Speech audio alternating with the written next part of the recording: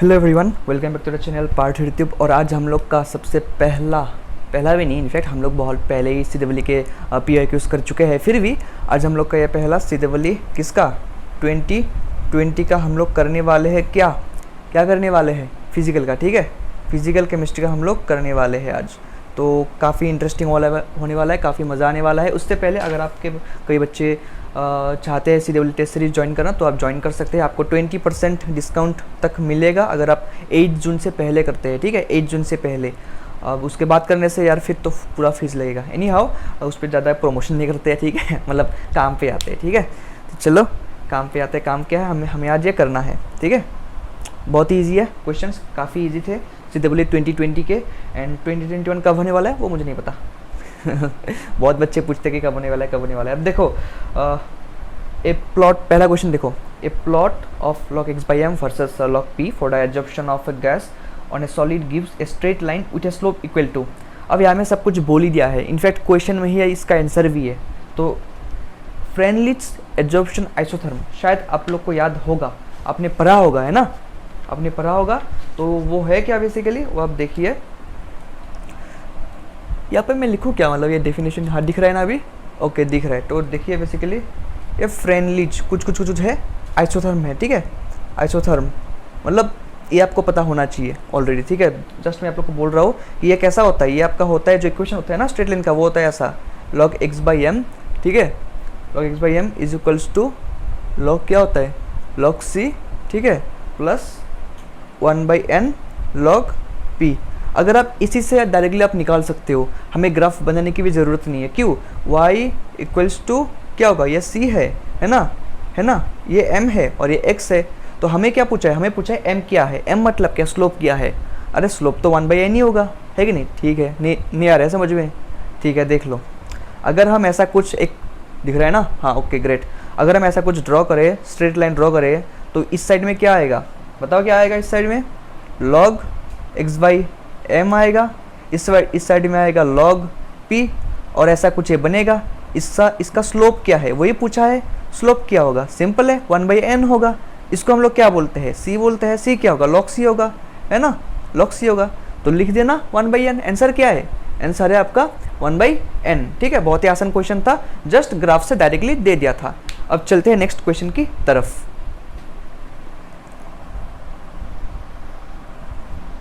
तो next question जल्दी से पढ़ो, क्या दिया है जल्दी से पढ़ो। ओके, तो 7.5 gram of a gas occupies 5.6 litre at STP। STP मतलब क्या होता है ना, क्या होता है, स्टैंडर्ड टेम्परेचर एंड प्रेशर। ठीक है, द गैस क्या पूछा है। ठीक है, तो वो गैस क्या है, NO, N2O, CO, CO2 कौन सा है, बताना है हमें। ये मोल कॉन्सेप्ट का बेसिकली क्वेश्चन है, जो मोल कॉन्सेप्ट हमें सबसे पहले को पढ़ने मिलता है क्लास 11th में। शायद आप बच्चे भूल गए होंगे मोल कॉन्सेप्ट, कोई बात नहीं, हम याद दिलाते हैं। ठीक है, एट STP। ठीक है, हम लोग सबसे पहले क्या लिखेंगे, एट STP। STP मतलब क्या, at standard temperature and pressure. ठीक है, अब देखो, अब 1 mole of any gas occupies. ठीक है, क्या होता है, 1 mole of any gas occupies. ठीक है, ये सब मुझे लिखना नहीं चाहिए, लेकिन फिर मैं लिख दे रहा हूँ। क्या होगा आपका, याद है कि नहीं, 22.4 लीटर हो जाए ना। अब देखो, इसी से हम लोग का आंसर मिल जाएगा। अब वॉल्यूम कितना दिया हुआ है, देखो क्वेश्चन में, देखो वॉल्यूम कितना दिया है। वॉल्यूम दिया है आपका कितना, 5.6 लीटर। ठीक है, ओके ग्रेट, वॉल्यूम दिया है आपका 5.6 लीटर। अब देखिए, अब हम निकालते हैं number of moles. Number of moles कैसे निकलेंगे, हमें इतना तो पता ही है, डिवाइड करेंगे ना 5.6 को 22.4 से, है ना, डिवाइड करेंगे इसको। ठीक है, फिर देखो, अब इसका जवाब मैं आप लोग को नहीं बताने वाला क्योंकि ये बहुत ही आसान है। अब सिंपली आप क्या करना, नंबर ऑफ मोल्स का क्या फॉर्मूला है, नंबर ऑफ मोल्स का फॉर्मूला क्या है, मास को डिवाइड करो किससे, मॉलिक्यूलर मास से डिवाइड करो। ठीक है, अब हमें पूछा है क्या, मॉलिक्यूलर मास पूछा है। ठीक है, तो ये आएगा, देखो पूछा है ना मॉलिक्यूलर मास, तो देखो गंदा हो गया, देखो मॉलिक्यूलर मास पूछा है। ठीक है, तो मास बाय आप नंबर ऑफ मोल्स कर दो, तो कितना आएगा, मास कितना था, अरे मास कितना था 7.5 ग्राम। डिवाइड करो मॉलिक्यूलर मास से, इससे डिवाइड करो, कितना आएगा, यहाँ पे कुछ एक मान लो x अमाउंट आएगा। ठीक है, मैं इसको करके नहीं दूंगा, आपको ये समझ में आना चाहिए कि यहाँ पे कुछ एक एक्स अमाउंट आएगा। अब यहाँ पे अगर कुछ एक एक्स अमाउंट आ गया, अब हमें देखना ऑप्शन से, ऑप्शन आपका ए बी सी डी ये करो और इन सबका मॉलिकुलर मास निकालो, ठीक है। जैसे कि NO का आप मॉलिकुलर मास निकालो, ठीक है, NO का आप मॉलिकुलर मास निकालो, ठीक है, N2O का आप मॉलिकुलर मास निकालो, ठीक है। और फिर क्या था, CO का निकालो, CO2 का निकालो, ठीक है। कैसे निकालते हैं, याद है कि नहीं कैसे निकालते हैं? अरे डेफिनेटली याद होगा। N मतलब क्या यार, N मतलब क्या 14 है, ठीक है। O मतलब क्या 16 है, तो कितना हो गया 28 हो गया। सिमिलरली यहाँ पे 2N है तो 14 × 2 होगा प्लस 16 होगा। मेरा थोड़ा हैंडराइटिंग खराब है, ठीक है। तो ऐसे ऐसे करो, ये यहाँ पे जो भी आंसर आएगा जो इसके साथ इक्वल होगा वही होगा मॉलिकुलर मास, ठीक है, वही होगा ऑप्शन, ठीक है। तो चेक करो कौन सा आंसर होगा, है ना। और अगर आप चेक करोगे तो आपको NO आंसर मिलेगा, ठीक है। मैंने आपको ऑलरेडी बोल दिया क्योंकि NO का भी इतना ही आता है, ओके। तो चलो इसको आप कर लेना। अब देखो मतलब ऐसा भी नहीं है कि भैया सब कुछ करके देने वाले हैं, हम तो बस वीडियो को देखने वाले ट्वाइस एक्स स्पीड में, तो ऐसा कुछ होने वाला नहीं है, आपको दिमाग दौड़ाना पड़ेगा, ठीक है। तो वही है। अब हम लोग देखते हैं थर्ड क्वेश्चन जो कि काफ़ी ईजी है। अब पढ़ लो। For a second order reaction the rate constant K has the unit. अब ये बच्चों वाला क्वेश्चन है और इनफैक्ट मैंने लास्ट ईयर भी ऐसे बहुत सारे करवाए थे, मुझे जितना याद है, ठीक है। फिर भी ये आप देख लो, केमिकल काइनेटिक्स के काफ़ी आसान क्वेश्चन है। यूनिट ऑफ रेट कांस्टेंट, तो यहाँ पे आपको पूछा है सेकंड ऑर्डर का, फर्स्ट ऑर्डर का भी पूछ सकता है, जीरो का भी पूछ सकता है। तो सिंपली आप देखो यूनिट ऑफ रेट कांस्टेंट, ठीक है। यूनिट ऑफ रेट कांस्टेंट क्या है, यूनिट ऑफ रेट कांस्टेंट, मेरे हैंडराइटिंग के लिए माफ़ी चाहूँगा लेकिन यही है, ठीक है जो भी है। अब देखो रेट क्या होगा, रेट क्या होगा, रेट आपका होगा KA⁴N, N क्या होगा N2 होगा क्योंकि सेकेंड ऑर्डर पूछा है कि नहीं, N क्या होगा N2 होगा, सेकेंड ऑर्डर पूछा है। अब लिख लेते हैं K = क्या होगा, रेट होगा, है ना, रेट होगा बाई A मतलब क्या कॉन्सेंट्रेशन है, A मतलब क्या कॉन्सेंट्रेशन है। अब देखो रेट मतलब क्या, रेट मतलब क्या होता है, व्हाट इज रेट, आ रहा है समझ में, व्हाट इज रेट, रेट मतलब कि कुछ चीज कॉन्सेंट्रेशन टाइम के साथ चेंज हो रहा है कि बढ़ रहा है, चेंज हो रहा है कि बढ़ रहा है। अरे भाई ये रिएक्टेंट है, प्रोडक्ट की तरफ जा रहा है, तो रिएक्टेंट घटेगा तभी तो प्रोडक्ट बढ़ेगा, है कि नहीं।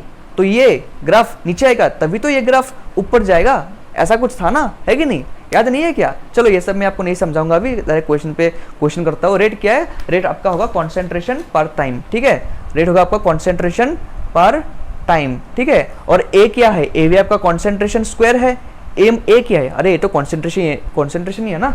तो चलो फिर अभी करके देख लो इसका जो भी है ना। अभी कॉन्सेंट्रेशन ऊपर एक है नीचे 2 है, तो कॉन्सेंट्रेशन इन्वर्स हो जाएगा और आपका टाइम तो इन्वर्स था ही था।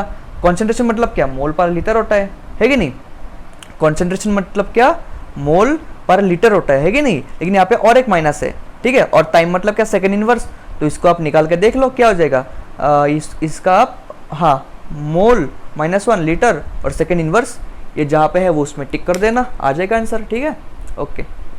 अभी नेक्स्ट क्वेश्चन की तरफ चलते हैं जल्दी से जल्दी क्योंकि टाइम वेस्ट ज़्यादा नहीं करेंगे, ओके।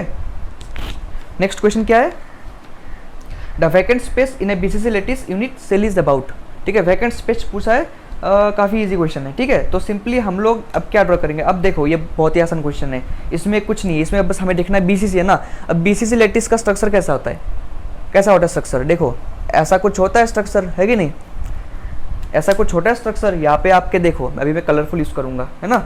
यहाँ पे देखो, यहाँ पे आपके कुछ एक होगा, है ना, यहाँ पे कुछ होगा, यहाँ पे कुछ होगा, यहाँ पे कुछ होगा, यहाँ पे कुछ, है ना, और एक रह गया, ठीक है। तो और एक बीच में होगा आपका। तो बेसिकली आप देखो आपका बेसिकली यहाँ पे 8 होता है कि नहीं, हमें इतना तो पता ही है यार यहाँ पे 8 होता है कि नहीं, इतना पढ़ा है हमने। तो आप सिंपली देखो, और हमें एक चीज़ और पता होना चाहिए कि ये जो है ना इसके बीच का डिस्टेंस कितना होता है, वो आपका होता है √3a और इसका रेडियस कितना होगा, ठीक है, वो भी आप निकाल लो।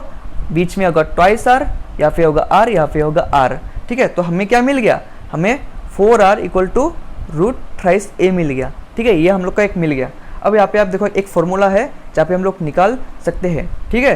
तो इसको हम लोग मल्टीप्लाई कर देंगे z × वॉल्यूम के साथ, वॉल्यूम कितना था 4/3 पाई r³, ठीक है, r³। तो r हम लोग को यहाँ से मिल जाएगा, सिंपल है। फिर नीचे आपका होता है a³, ठीक है। अब यहाँ पे हम लोग को निकालना है Z effective. Z effective basically क्या है, जेड इफेक्टिव कुछ नहीं है यार, मतलब हमें मल्टीप्लाई करना होगा इन सब को जो भी हमने यहाँ पे दिया है। तो जेड इफेक्टिव देखो आप क्या हो जाएगा, 8 इंटू 1/8 होगा, क्योंकि यहाँ पे 1 2 3 4 5 6 7 7 ही है। अच्छा, देखो यहाँ पे भी कुछ है, ठीक है, यहाँ पे भी आपका एक है, यहाँ पे आपका एक है और बीच में एक है। इसको मैं कैसे ड्रॉ करूँ अभी, अब समझ लें, यहाँ पे एक है और यहाँ पे एक है, मतलब बीच में एक है, ठीक है। तो 8 इंटू 1/8 प्लस 1 होगा, ठीक है, कितना आ जाएगा, 2 आ जाएगा, है कि नहीं। अब आप सिंपली यार निकाल लो पीएफ निकालो, पीएफ निकालो। कौन निकालेगा, मैं निकालूंगा, अरे मैं नहीं निकालूंगा भाई, तुम खुद ही निकालोगे, ठीक है। पीएफ आप निकालो, ठीक है, पीएफ निकालो। ये फॉर्मूला यहाँ पे दिया हुआ है, आर का वैल्यू आप यहाँ से मिल जाएगा, पीएफ निकालो। अब पीएफ आपने निकाल लिया है, अब आपको चाहिए वैकेंट स्पेस। वैकेंट स्पेस क्या होगा, 100 माइनस पीएफ होगा। वैकेंट स्पेस क्या होगा, what is vacant space, 100 minus PF होगा, जो भी आएगा वही आंसर है। नहीं आ रहा है समझ में, अरे भाई पीएफ का फॉर्मूला यहाँ पे है, आर यहाँ पे है, सब कुछ तो दिया हुआ है, डायग्राम भी दिखा के दिया है। इसको निकालो पीएफ को, फिर वैकेंट स्पेस को आप इससे माइनस कर दो, 100 माइनस पीएफ करो, जितना भी आएगा वही आंसर है, ठीक है। हाँ, तो फिर ऐसे करते हैं। अभी यहाँ पे मैं आपको सॉल्यूशंस नहीं देने वाला भाई, ये आपको खुद ही निकालने होंगे, ठीक है, दिमाग थोड़ा दौड़ाना होगा, तभी तो मज़ा आएगा, ठीक है। चलो फिर अभी नेक्स्ट क्वेश्चन करते हैं। नेक्स्ट क्वेश्चन काफ़ी आसान है, सभी क्वेश्चन को भैया आप आसान बोलते हैं, लेकिन कुछ आसान होता नहीं है, ऐसे नहीं चलेगा। अब देखो, अब ये काफ़ी इंटरेस्टिंग क्वेश्चन है, ठीक है। Molar conductivity of AgNO3 NaCl NaNO3 at infinite dilution are 116.5 110.3 105.2 MHO, मतलब मोह बोलते हैं इसको, ठीक है, centimetre square mole inverse respectively. In the same unit the molar conductivity of AgCl is क्या होगा, जल्दी से बताओ क्या होगा, क्या बता पाओगे इसके आंसर को, ट्राई कर लो फॉर 10 सेकेंड। अगर नहीं आ रहा है तो फिर करते हैं। ऑप्शन क्या दिया हुआ है, 121.6 104.4 130.6 150.2। देखो यार, ये बहुत ही आसान क्वेश्चन है, यहाँ पे हमें बस प्लस माइनस करना होगा, ठीक है। प्लस माइनस का यहाँ पे खेल है, ठीक है, खेलो इंडिया, तभी तो भरेगा इंडिया। चलो कॉमेडी नहीं करता हूँ, देखो ध्यान से देखो सकते हैं। सबसे पहले आप इसको ऐसे ले लो, ठीक है, AgNO3 का, ठीक है, AgNO3 का आपका यहाँ पे होगा, क्या होगा यहाँ पे, इनफाइनाइट डाइल्यूशन पे क्या होगा Ag प्लस, ठीक है, और प्लस क्या हम लोग लिखेंगे, ये NO3 माइनस, ठीक है। फिर हम लोग क्या लिखने वाले हैं, Na से लिखने वाले हैं ना, NaCl, इसका भी लिखो, ठीक है, Na प्लस लिखेंगे, फिर क्या लिखेंगे, इन्फिनिट Cl माइनस लिखेंगे, ठीक है, फिर क्या लिखेंगे, अरे यार फिर लिखेंगे जो भी है, लिखो यार जो भी है, लिखते जाओ, कुछ भी यहाँ पे दे सकता है, अलग अलग डिफाइन करके दे सकता है, बस हमें इसको क्या है प्लस माइनस करना होगा, कुछ भी नहीं है, और है ना, और क्या है NO3 माइनस होगा ना, ठीक है, ओके। तो अभी हमें निकालना क्या, अभी हमें निकालना है AgCl। तो आप ध्यान से देखो कि Ag कहाँ पे, Cl कहाँ पे है। हमारे पास Ag है ऊपर वाले में, Cl है बीच वाले में, तो इन दोनों को प्लस करना होगा, तभी तो ये आएगा।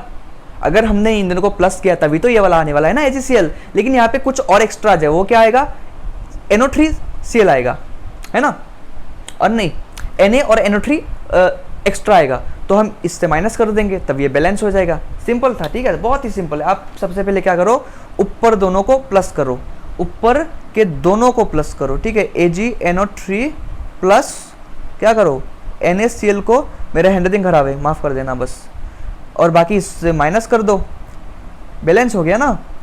नहीं समझ आ रही है क्या, अगर हम इसको प्लस करेंगे तभी तो Ag और Cl आएगा, लेकिन एक्स्ट्रा क्या आएगा, Na और NO3 आएगा, तो इसको माइनस कर दो। और क्वेश्चन में आपको ऐसे ही फ्रेम करके देगा जहाँ पे आपको ये डायरेक्टली मिल जाएगा, कुछ भी दिमाग लगाने का जरूरत ही नहीं है। अब सिंपली प्लस माइनस करो, सिंपली इसका वैल्यू है, इसका वैल्यू है, इसका इस वैल्यू से माइनस करो, माइनस करके जो भी वैल्यू आएगा वही आंसर होगा इसका।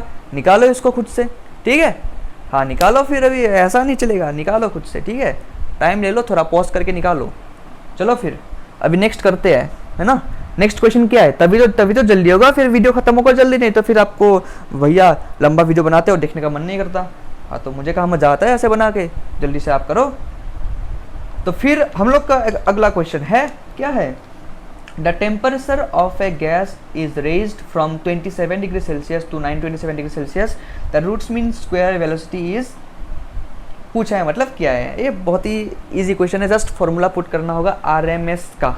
अब अगर आपको याद है RMS का फॉर्मूला क्या था, ठीक है, देखो ये सब याद रखना, ठीक है, RMS velocity, root mean square velocity, ठीक है, तो ये सब याद रखना होता है। सबसे पहले देखो हम लोग इसको रेशियो करके पकड़ते हैं, टाइम्स पूछा है ना, भाई, है कि नहीं, क्या पूछा, टाइम्स पूछा ना, तो क्या पकड़ेंगे, रेशियो पकड़ेंगे, ठीक है, टाइम्स पूछा, ठीक है, times, okay, understood the question, times पूछा है।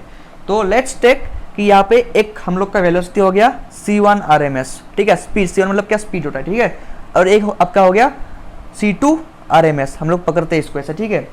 फिर आप लोग को दोनों के वैल्यूज़ को लिखो, क्या होगा दोनों के वैल्यूज़, क्या होगा दोनों के वैल्यूज़, लिखो दोनों के वैल्यूज़ को। फॉर्मूला क्या होता है, याद नहीं है, thrice r by m, thrice r by m। 27 degree को कन्वर्ट करो केल्विन में, क्या आएगा बेटा, 27 को कन्वर्ट करो केल्विन में, क्या आएगा, याद नहीं है क्या आएगा, 273। अगर हम लोग करते हैं क्या आएगा, 300 नहीं आएगा, आ रहा है अभी यार। 927 को हम लोग अगर प्लस करते हैं 273 तो क्या आएगा, 1K नहीं आएगा, 1K आएगा, अरे 1K नहीं आएगा भाई, 1200 आएगा, ठीक है, ओके ग्रेट। तभी फिर इसको, अरे मैंने थोड़ा ऊपर लिख दिया, अरे कोई नहीं आप समझ जाओगे, क्या है अच्छे बच्चे ये समझ जाओगे। देखो मैंने ना ऊपर में ऐसा लिखा है, ठीक है, मैंने ऊपर में ऐसा लिखा है, ठीक है, हाँ दिख रहा है, ओके ग्रेट। तो ऊपर में ऐसा लिखा है, तो ऊपर आप सिंपली 300 लिख दो, नीचे आप लिखो 1200। अब क्या आएगा, ये कैंसिल, ये कैंसिल आ जाएगा, ऊपर का 300 नीचे का 1200 ब्रैकेट दोनों में है, फिर ये 1/4 आ जाएगा, 1/2 आ जाएगा। इसका मतलब क्या आ गया कि 2 times of c1 RMS is equals to c2 RMS। इसका मतलब क्या, इसका मतलब क्या कि इसका मतलब यही है कि जो आपका टाइम्स था, ठीक है, root mean square velocity is, वो क्या होगा, वो डबल्ड होगा, वो डबल्ड होगा, ठीक है, वो डबल हो गया ना, है कि नहीं, वो डबल नहीं होगा। इसको देखो ये इक्वल, ये किसके बराबर है, इसका 2 टाइम्स इसके एक के बराबर है, तो ये डबल हो गया ना। चलो बहुत बढ़िया। फिर एक आपका कुछ थ्योरी जैसा एक क्वेश्चन है, उसको हम देखते हैं अभी। नेक्स्ट क्वेश्चन आप पढ़ो अच्छे से, बहुत बढ़िया से पढ़ो, इजी क्वेश्चन है, इसमें आप कंफ्यूज मत होना। For the reaction twice Cl gas equal to Cl2 gas, the signs of del H and del S are, del S क्या है, याद है कि नहीं, भूल गए क्या, एंट्रोपी एंथैल्पी सब कुछ भूल गए, याद नहीं है कुछ भी भैया, याद नहीं है, सब भूल गए, अब बस हमें दारू याद है। चलो कोई नहीं, अब देखो ये बहुत ही आसान है। सबसे पहले देखो, अगर आपको एक चीज़ याद आना पड़ेगा, डेल एच मतलब होता है आपका एंथैल्पी, और एंथैल्पी क्या होता है, व्हाट इज एंथैल्पी, एंथैल्पी कुछ नहीं है, इतना बस याद रखो कि अगर एनर्जी एब्जॉर्ब होगा, अगर एनर्जी एब्जॉर्ब होगा, ठीक है, तो ये आएगा पॉजिटिव डेल एच, अगर एनर्जी रिलीज होगा तो आएगा निगेटिव, ठीक है। और एक चीज़ याद रखना, जब कोई बॉन्ड फॉर्मेशन होता है, जब कोई बॉन्ड फॉर्मेशन होता है तो एनर्जी रिलीज होता है, एनर्जी क्या रिलीज होता है, ठीक है। अब भैया एनर्जी रिलीज क्यों होता है, अरे भाई एक सपोज 2 एटम्स है, वो दोनों बॉन्ड फॉर्म करेंगे, वो दोनों क्यों बॉन्ड फॉर्म करेंगे, because they are unstable, they want to get stable. अगर वो लोग स्टेबल होना चाहते हैं तो एनर्जी घटेगा कि बढ़ेगा, एनर्जी घटेगा ना भाई, है कि नहीं। अगर दोनों स्टेबल होना चाहते हैं तो एनर्जी घटेगा, ठीक है। तो इसलिए बॉन्ड फॉर्मेशन में क्या होता है, एनर्जी रिलीज होता है, एनर्जी डिक्रीजेस, ठीक है। एनर्जी डिक्रीज मतलब क्या, डेल एच निगेटिव, इतना तो आता है भाई, ठीक है। तो यहाँ पे क्या होगा, यहाँ पे डेल एच क्या हो जाएगा, निगेटिव हो जाएगा। अब बात करते हैं डेल एस की। डेल एस क्या है यार, डेल एच है आपका एंट्रोपी, ठीक है। एंट्रोपी क्या होता है, डिग्री ऑफ रैंडमनेस, ठीक है, डिग्री ऑफ रैंडम मतलब जितना ज़्यादा मूव कर रहा है उतना ज़्यादा एंट्रोपी है, जितना ज़्यादा मूव नहीं कर रहा है उतना ज़्यादा एंट्रोपी नहीं है। अगर हम क्वेश्चन में देखेंगे बहुत ध्यान से कि यहाँ पे आपके 2 Cl एटम थे, फिर एक बना मॉलिक्यूल, ठीक है। तो यहाँ पे आपके 2 थे लेकिन बना एक, अब 2 है तो ज़्यादा मूवमेंट होगा, ज़्यादा रैंडमनेस होगा, है कि नहीं। तो अगर यहाँ पे ज़्यादा होगा, ठीक है, और ये आपका इनिशियल प्रोडक्ट था, ठीक है, और ये आपका फाइनल प्रोडक्ट है, और यहाँ पे आपका रैंडमनेस घट रहा है क्योंकि सिर्फ एक ही मॉलिक्यूल बन रहा है ना Cl2, तो क्या हो रहा है अल्टीमेटली, क्या हो रहा है बताओ, क्या हो रहा है, ज़्यादा था रैंडमनेस कम हो गया, ज़्यादा था कम हो गया तो निगेटिव होगा ना, ज़्यादा था लेकिन कम हो गया रैंडमनेस तो क्या होगा, निगेटिव होगा। तो आपका डेल एस वी क्या हो रहा है, यहाँ पे निगेटिव हो रहा है। अगर फाइनल में आपका ज़्यादा होता रैंडमनेस तो ये पॉजिटिव होता, घट रहा है ना, 2 से 1 हो रहा है ना, है कि नहीं। यहाँ पे आपका 2 था, यहाँ पे आपका ये हो रहा है, अरे क्वेश्चन में देखो यार, ये नहीं हो रहा है क्या, हो रहा है ना, तो बस सही है, निगेटिव हो जाएगा। तो दोनों ऑप्शन निगेटिव है, तो जहाँ भी दोनों निगेटिव मिले, डेल एच और डेल एस निगेटिव, तो आप उस ऑप्शन को डाल दो, सिंपल है। नेक्स्ट क्वेश्चन की तरफ चलते हैं, बहुत टाइम हो गया है आई गेस, है ना, चलते हैं बहुत बढ़िया से नेक्स्ट क्वेश्चन की तरफ। आपके क्वेश्चन क्या नेक्स्ट है, हाँ, the molarity of a solution containing 8 gram of NaOH in 250 ml of water would be, ये बच्चों वाले क्वेश्चन है भाई, ये बच्चों वाले क्वेश्चन है, इस क्वेश्चन को आप खुद से करो, क्या मैं करके दूँ क्या इस क्वेश्चन को भी? अरे यार चलो मैं इसको करके देता हूँ, ठीक है। ये इतना टफ नहीं है, ये काफ़ी इजी क्वेश्चन है। अब यहाँ पे सिंपली ये देखो, सिंपली ये देखो, सिंपली ये देखो, यहाँ पे कुछ इतना देखना नहीं है।